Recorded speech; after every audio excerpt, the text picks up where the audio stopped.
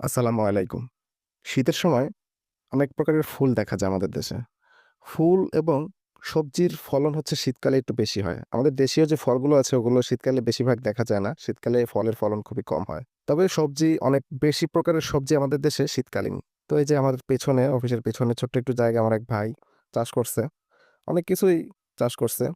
তো এখনো ফলন আসে নাই যদিও কিন্তু গাছগুলো অনেক সুন্দর করে উঠছে।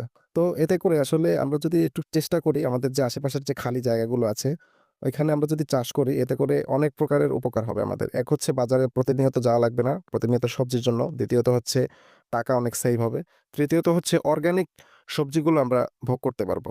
আর এখানে দেখা গেছে যে জামাল ভাই একা যা চাষ করছে, তার নিজের চাহিদা তো পূরণ হবেই এবং আশেপাশের অনেকের চাহিদাও সে পূরণ করতে পারবে। এইভাবে যদি আসলে আমাদের যাদের আরকি খালি জায়গাগুলো আছে, তারা যদি সবাই এভাবে চাষ করার চেষ্টা করি, তাহলে হয়তোবা বাজারমুখী বা বাজারের এত ঊর্ধ্বগতি বা